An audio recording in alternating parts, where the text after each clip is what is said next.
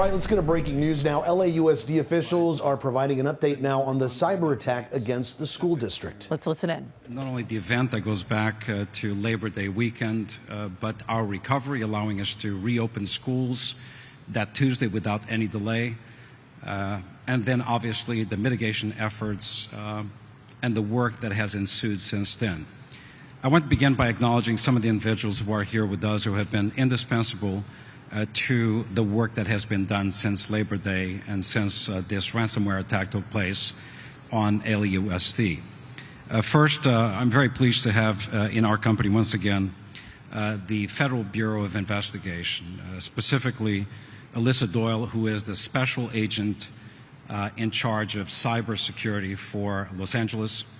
She has joined us today. On my team, we have Devora Reed, who is our general counsel. We have Suhail Katel, who is in charge of IT for the school system.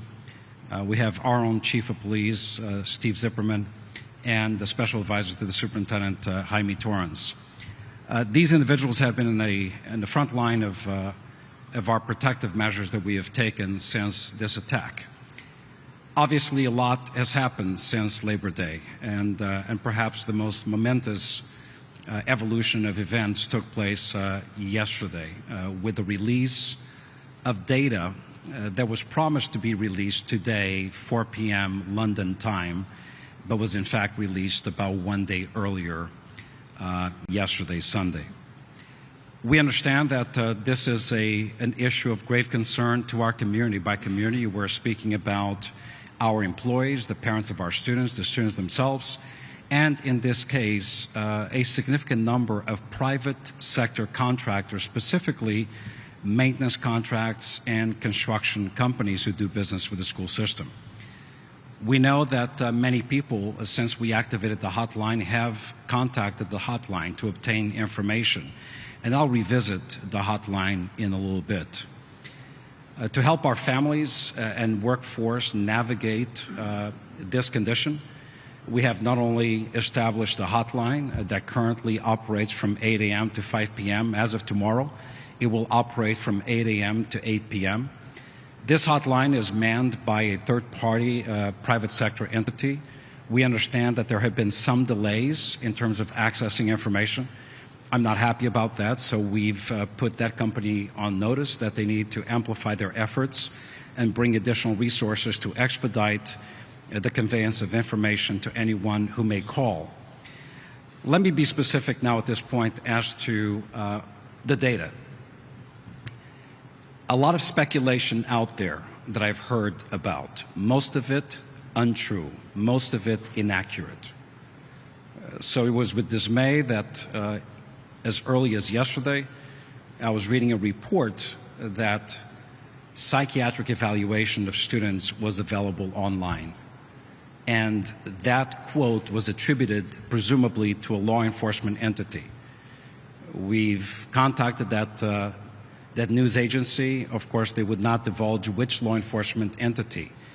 And at this point, I can tell you that that is absolutely incorrect. We have seen no evidence of psychiatric evaluation information or health records based on what we've seen thus far has been made available publicly. What I can tell you is this, in a very transparent and honest way, as we were gaining information and knowledge about the types of systems and information that had been touched by this bad actor, we conveyed to you and the community at large that they were really impacting two specific areas. One, this entity did touch the MISA system. The MISA system is our massive student information system. It has all students' names, addresses, student ID numbers, to the extent they have social security numbers. It has their health information, it has their academic information, attendance information, and much more. It has the teachers who obviously are scheduled with them. They touched MISAs. They also touched and encrypted our facility systems. They were able to do a partial upload of information. Partial because, in a very unprecedented way, our system, our staff, as they detected very unusual activity, back on Labor Day, that Saturday night, we were able to, in a very decisive manner, shut down all systems. That was the best thing we could have done. By shutting down the systems, we basically stopped the intrusion. In addition to that, it was, in essence, the equivalent of shutting the doors on this entity. Not only did we shut the doors on them, they left some of their assets within our system. That has provided us with the opportunity to actually learn from this actor based on what they left behind. They were able to upload some information, but they were able to upload a very, very small percentage of our total IT asset. Very small percentage. In the facilities area, this is what we thought they had been able to access. Number one, they encrypted the systems themselves, and they were able to upload what we thought then were a number of contracts that were stored in the servers.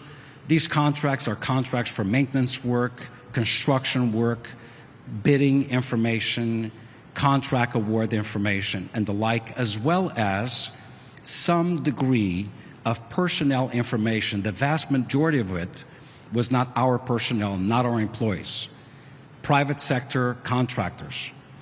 And the personally identifiable information that we feared maybe this entity would have obtained would be passport information, driver's license information that is required for the system to do business with these private sector entities.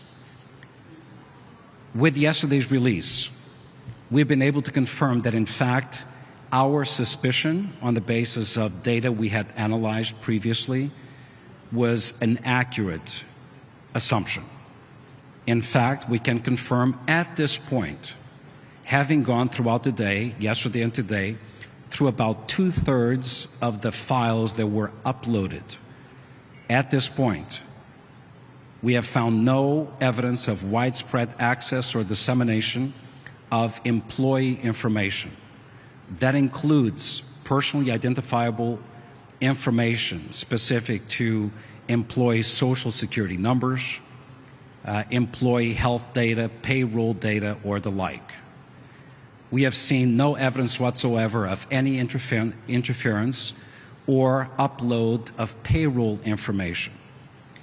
We have seen some degree of evidence of student data, which we knew they had touched, but by now, at this point, we believe that the vast majority of that data is not recent data. They were able to upload information from an archived set of student information that goes back to 2013 through 2016 from a system called Zeus, which was then replaced by MISIS. That information does contain students' names. It contains periods of attendance data, some academic information. We have seen some addresses. We don't know if they are specific to those students or not. That is the extent of the student information data that we have seen. Again, by and large, restricted to a time period between 2013 and 2016, without any, so far based on what we've seen, critical health information or social security numbers for students. On the facility side, again, no evidence of current employee information based on our analysis. We have seen evidence, again, of contracts, of financial information, bidding information, job tracking information, and yes, for private sector contractors, some degree of personally identifiable information. As a result of two elements. Number one, some individuals were storing personal information in their own computers. As a result of the attack, they had eyes on those computers.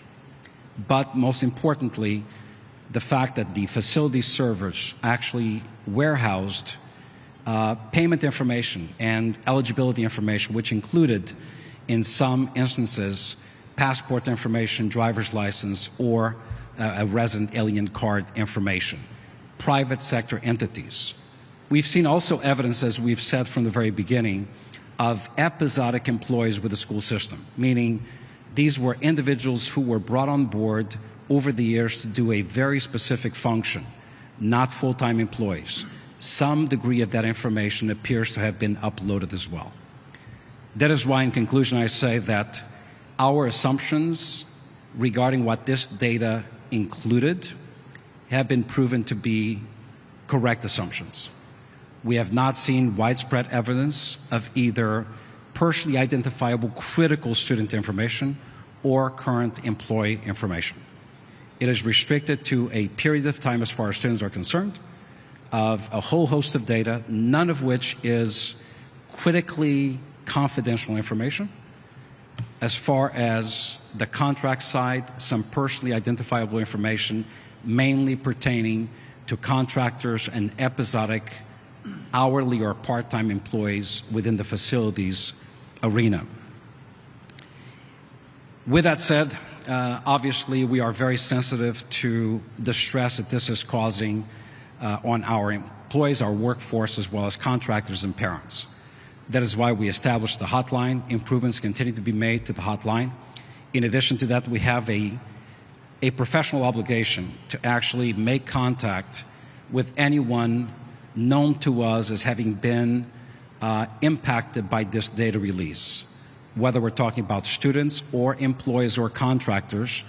In the near future, as we continue to go through this data, we will initiate the process of outreach to these entities.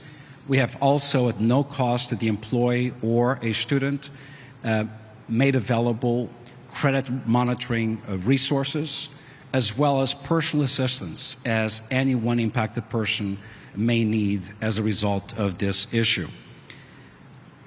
I want to repeat that based on what we know today, we are able to confirm that the release was actually even more limited than we had originally anticipated.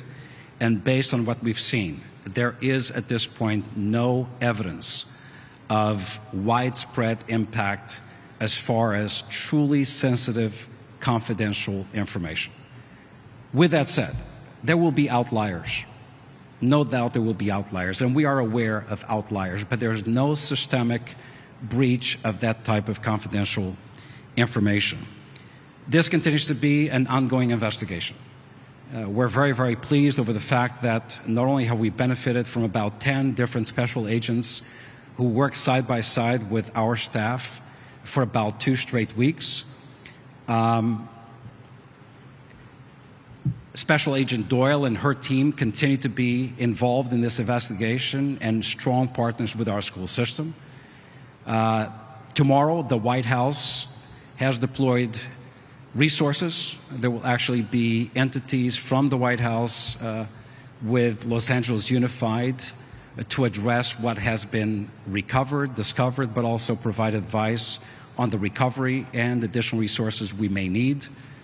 We've had very productive conversations with the governor's office, particularly over the weekend, with the governor's office declaring any and all assistance we may continue to need, that it will be provided. So we have both strong local assistance from the mayor's office, City of Los Angeles, FBI, the White House, FEMA, CISA, as well as a number of other federal entities. In addition to that, obviously, the strong support of the governor of the state of California. So with that said, we're not out of the woods yet, but I can tell you that after exhaustive review of the information beginning yesterday, after the release until today, with 2/3 of the systems having been reviewed, our level of concern has actually de-escalated rather than increased. That is good news. We're going to leave no stone unturned, and anyone impacted shall be contacted by the school district. One bit of information regarding the hotline. I know there's a natural propensity for individuals to make a call. You know, here's my name. I want to know if there's any information associated with this data release.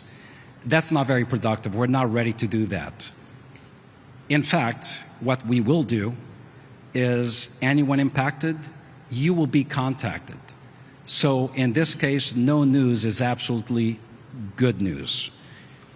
In addition to that, we are communicating directly in a matter of an hour or two with every single employee and every single parent with the latest information about the release to let individuals know where we stand now that we've had the number of hours of examination of the data that has been released by this actor.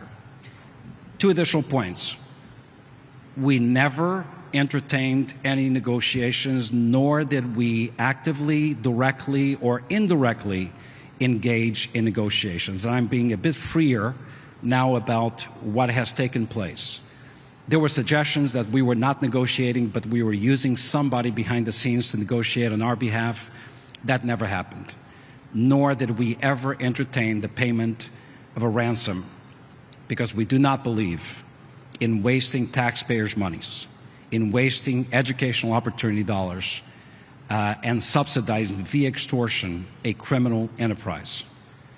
That is why that was never an option. We did have an interest in knowing the type of information that this actor had, and we were able to, 2 different times, obtain some of the information they had as proof of evidence in terms of the content or the severity.